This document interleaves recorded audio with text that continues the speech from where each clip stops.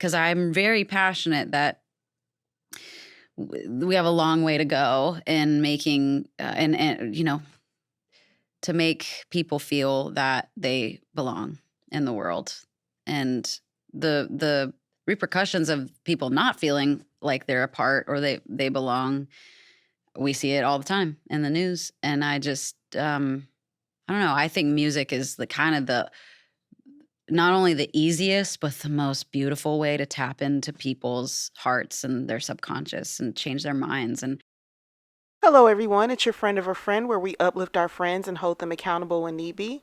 Today, we will be talking about singer, songwriter, and social activist Miss Hayley Williams. This video will briefly touch on her and her band Paramore, but the focus of this video will be more about Hayley Williams and her known advocacy for marginalized groups like the LGBTQ plus community and communities of color. But in this video, I'm going to narrow the scope of that to her allyship with the Black community. I don't know if there's such a thing as a quote-unquote perfect ally to the Black community, but if ever there could exist such a person, it would be Hayley Williams. Many people know Miss Williams as the lead singer of the punk rock alternative group Paramore, and all of its many variations as the group members have come and go as they please throughout the years, but Hayley has always remained a constant. From the suburbs to the hood, Paramore has one of the most diverse fan bases in music. I still remember when my sister called me and instructed me to drop everything I was doing and listen to their Riot album and call her ASAP with my thoughts as soon as I finished listening. And yes, we were late as they had already released their debut album For All We Know Is Falling.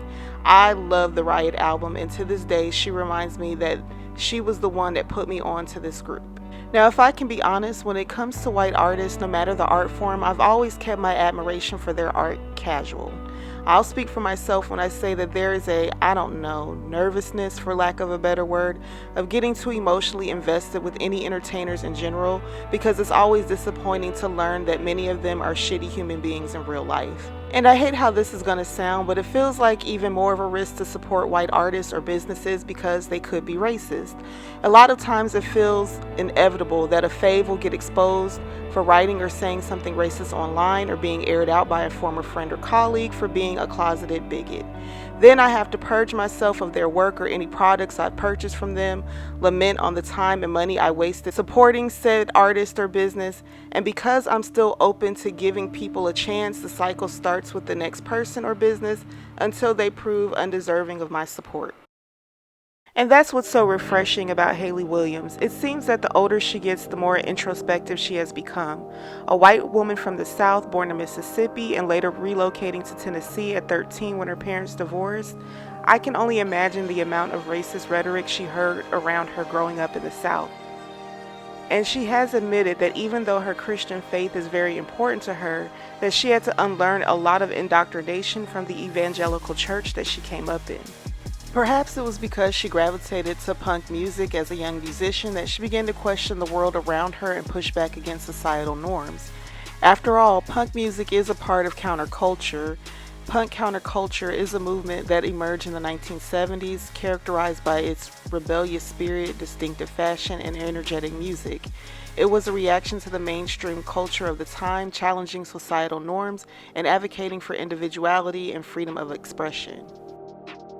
Before long, Paramore became just as known for catchy songs and great vocals as they were for advocating that punk rock spaces be more inviting and inclusive for people of all backgrounds. She said in an interview that while performing at a festival and seeing the multicultural crowd singing along and rocking out to their music, it almost made her cry. So in addition to making it known that they are a safe space for anyone to come and enjoy their music, you can also distinctly hear the Black influences in their music, which is intentional, as Hayley has admitted in interviews that her parents exposed her to all types of music. In an interview that she did with OK Player publication, she was asked, "How much has Southern culture and music, specifically Black artists, influenced your work?"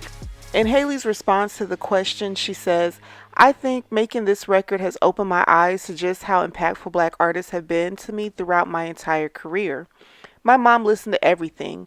We would listen to Janet Jackson in the car. She was a huge Black Sabbath fan. My grandfather was super into Motown and Elvis. Listening back to the way that I wrote with Paramore, actually writing with the guys was a shock to my system because it was very much not what I had grown up listening to, but it was the way I was expressing myself naturally through rock music. But getting older, some of those influences are coming back, and I've been able to dissect deeper into those influences.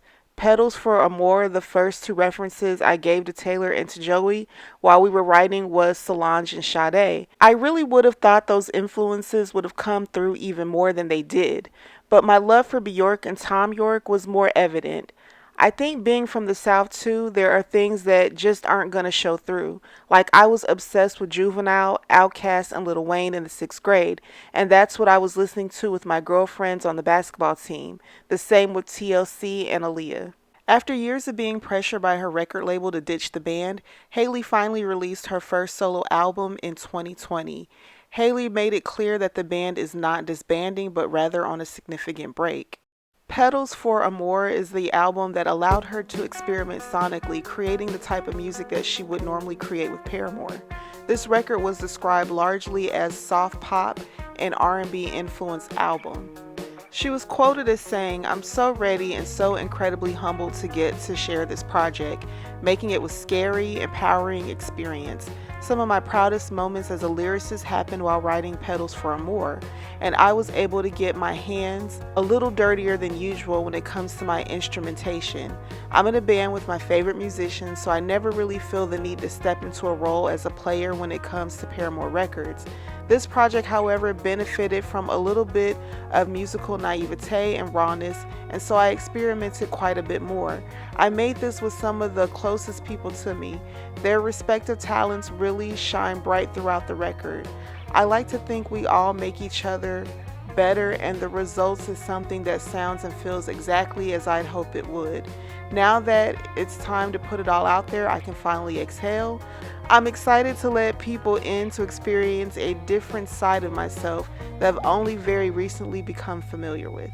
Now, because the album was released in 2020, it didn't do nearly what it was capable of doing given Haley's star power, but it was during the panorama, we still can't say the word up here, the album didn't get the recognition that I think it could have gotten under better circumstances.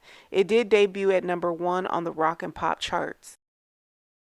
Unable to tour or promote her new album, Haley, like many people around the world, felt compelled to use this time to take to the streets and protest over the public murder of unarmed citizen George Floyd at the hands of police officer Derek Chauvin. She was spotted at various BLM protests in Tennessee. She allowed Teens for Equality to take over her Instagram account for a day and use her platform to amplify their voices. And she wrote on her social media, "So cool to be led by the young people in our hometown. What they are doing as a part of advancing the BLM movement is punk AF and completely heroic. Last Thursday, I marched with tens of thousands, led by a group of activists still in high school. They are called at Teens for Equality. Tomorrow, I'll be handing over my account to them in an effort to put a spotlight on the work they are doing in Nashville. Hashtag no justice, no peace." Paramore also donated $25,000 to the BLM organization. I had a lot of uncomfortable moments during that time that were very insular, and then I got so angry about everything. I mean, anything that you see on the news is pretty much inflammatory, especially when it comes to race. Absolutely. Especially if you're living in the South.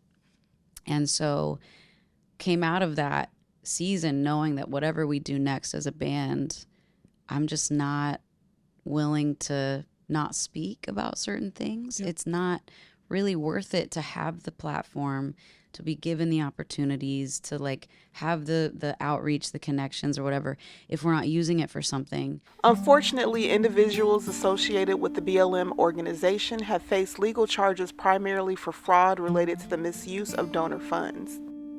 Having more to say, Haley came right back and dropped another album in 2021. She stripped it down in flowers for vases, making this album a folk album, demonstrating her versatility as a solo artist. For this album, she stated, it's so raw and so of the moment, but it's also such a culmination of all the lessons I've learned throughout multiple relationships that just like my own body was eating itself. The album debuted at number 57 on the US Billboard 200 chart with over 10,000 copies sold in its first week. I feel like her record label at the time, Atlantic Records, didn't bother promoting the album because I don't remember hearing about it until years later.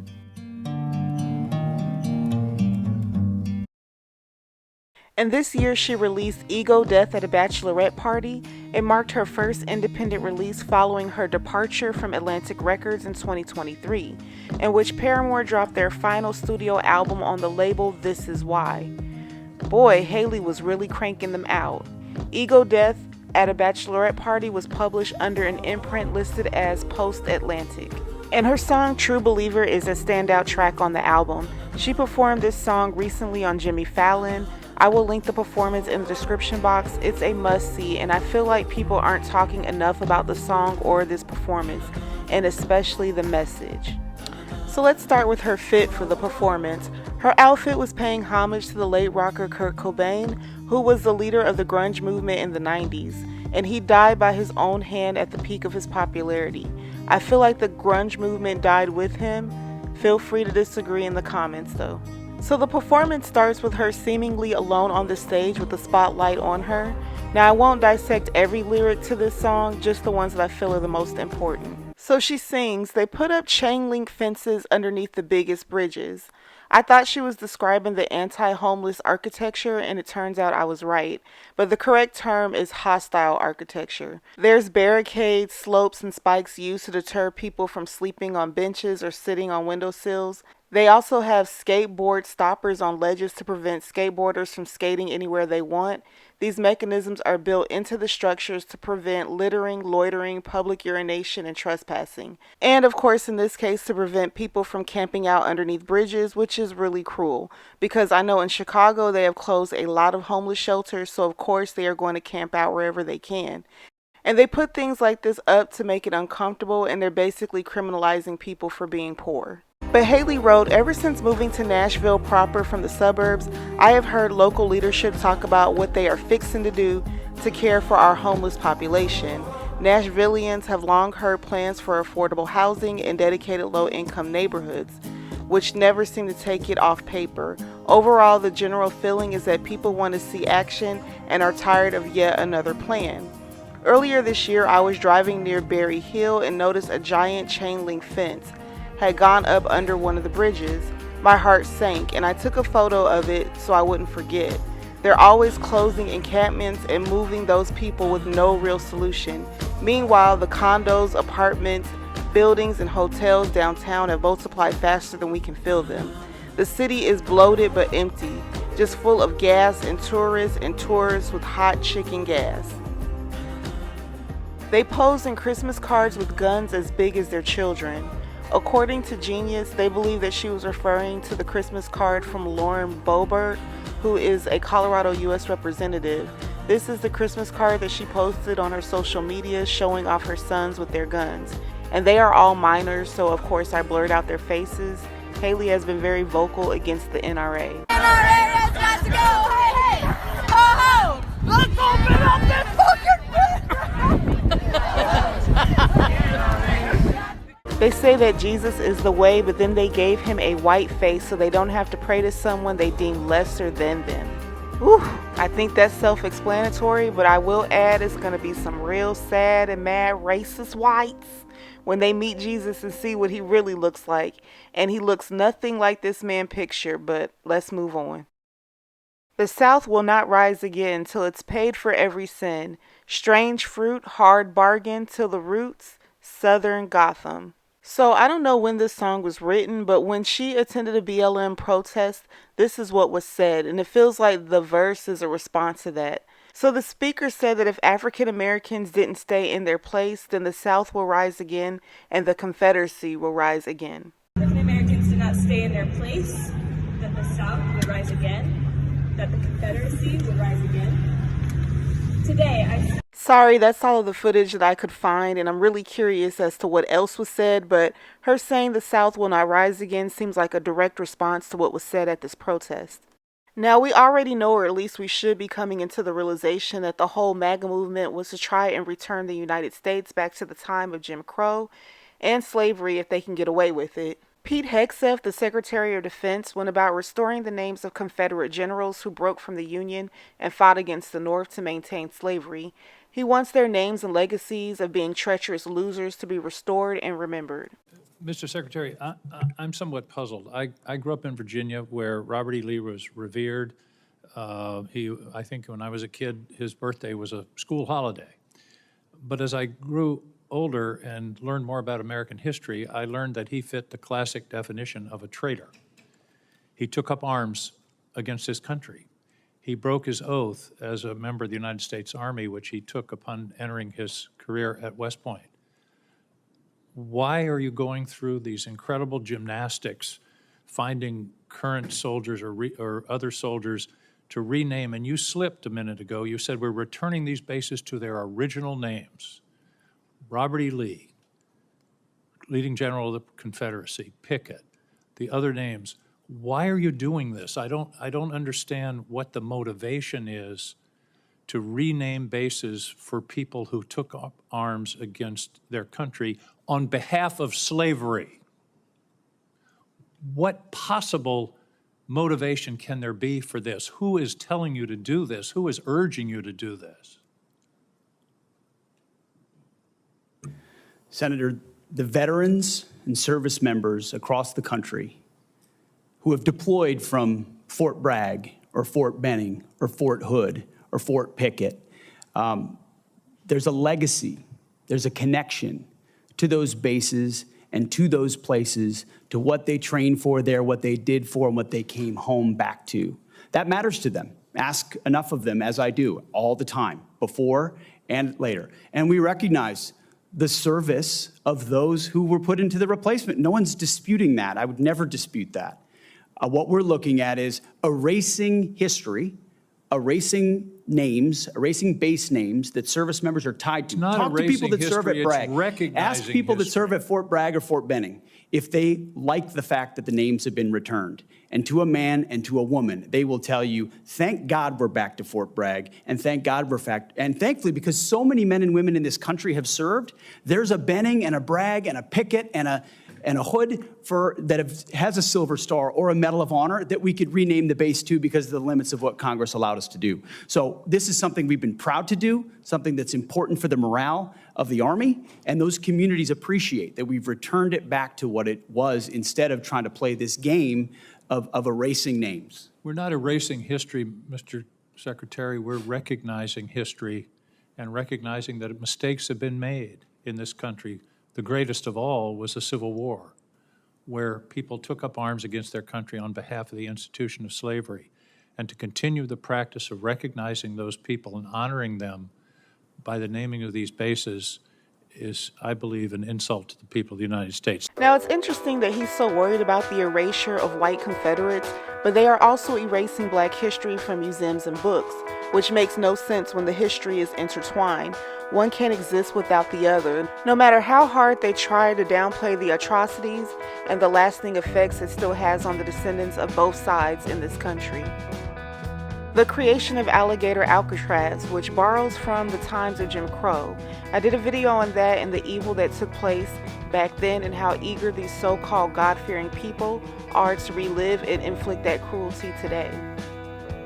They have reversed many pieces of legislation that my ancestors fought hard to bring about so that we could all have civil liberties. And they have told us in every way possible that America and everything good that it has to offer is only reserved for wealthy white men, and that everyone else in this country has to accept being treated as a second-class citizen. Make America Great doesn't apply to everyone in this country. It never did. The Trump administration has quietly rescinded a long-standing ban on segregated facilities for federal contractors. That's right, policies ensuring integrated workplaces, established under President Lyndon B. Johnson in 1965, have been rolled back, potentially allowing for separate waiting rooms, restaurants, and drinking fountains within companies holding federal contracts. While the Civil Rights Act of 1964 still prohibits such blatant discrimination, this policy shift raises unsettling questions about the administration's commitment to equality. So these are just a few of the egregious things that this administration has done since this man has been sworn in.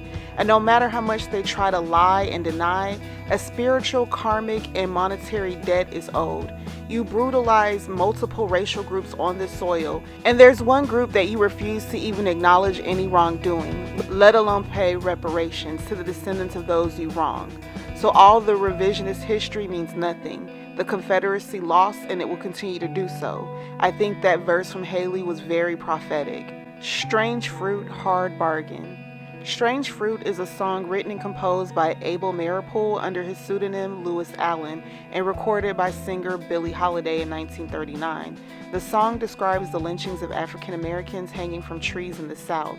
Billie Holiday's career took a major hit because she refused to stop singing this song in protest. The lyric Hard Bargain may reference the traditionally African American community in Franklin, Tennessee called Hard Bargain that developed on land purchased by a formerly enslaved man, Harvey McElmore, from his former enslaver after the Civil War. Today, the Hard Bargain Association works to preserve the neighborhood against this type of gentrification referenced in the song. Till the Root, Southern Gotham. I've heard many different takes on this lyric. I will say for me, it means that we have to uproot the hatred and bigotry that has taken root in this country for centuries. We have to unearth all the lies that they are still trying to bury. Southern Gotham, in my opinion, is like a Southern horror story. Like when I think of Gotham, I automatically associate it with Batman, and like Gotham City was lawless and violent, and I think the South has this very fake Christian veneer, but when you look deeper, it's dark and holds a brutal truth. When the song ends and the lights come up and reveal a stage with other musicians, Haley is through singing and the mostly black female orchestra plays Strange Fruit.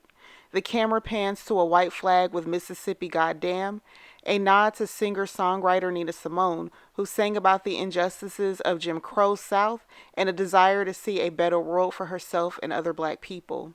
Again, kudos to Haley for acknowledging black women who have been singing these songs of protest for decades before her. Incorporating them into this performance shows her appreciation for their work, and it introduces her fan base to artists that they may not know about or care to investigate if it weren't for Haley's introduction. I also would like to note Haley could be bringing attention to men that have been found hung and their deaths were ruled by their own hand, like 21-year-old student Trey Reed in Mississippi. Many people aren't buying the police's cause of death, and former football player and activist Colin Kaepernick has financed a separate autopsy to find the truth. So as far as the song goes, that's all I wanted to say. It's a beautiful, thought-provoking record, and I hope if you haven't heard it, you'll give it a listen. I think my favorite part of the song is when she sings They Act Like God Isn't Watching. And they love to do the most heinous things and evoke God like they have any moral standing. The hypocrisy and boldness is jaw-dropping. I think what makes me like Haley more is that as a white woman in this country, she doesn't have to speak on any injustices that harm other communities, and no one would fault her for it. It takes a selfless human being to benefit from a system that they know is harming others and actively seek to dismantle it. I'll be the biggest star at this racist country singers bar. You want to name names? Could be a couple different. It could be a couple, but I'm always talking about Morgan Wallen. I don't give a shit. Find me at Whole Foods, bitch. I don't care. I just don't care. And look, and I think it's. This is what it's going to take for racists to be made to feel uncomfortable speaking this way in public and in private, for people in their own communities to air them out continuously and make it clear that they are not a safe space to air out their racist rhetoric, and they will be called out and exposed every single time. It is interesting, though, that Morgan Wallen has found a safe space with Drake, though. Just saying. I think a lot of people love Haley because she is her authentic self.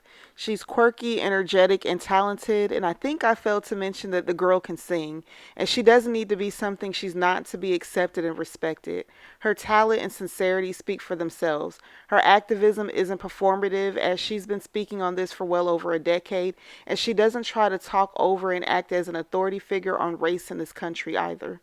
I really think that it would have made me nervous to just feel like, oh, I can go and talk about I can go and do a podcast called Black People of Paramore, and I can go and talk about Black culture. And when I'm not Black, I think I've always been really, really sensitive to the fact that I'm not trying to, rise up and look like some sort of, I'm not trying to make a show of it. And that's the line that I think is important to be aware of, because I want to, it's fun for me to talk about a part of my life that's so personal to me and that has made its way into every part of my career, my friendships, all of it.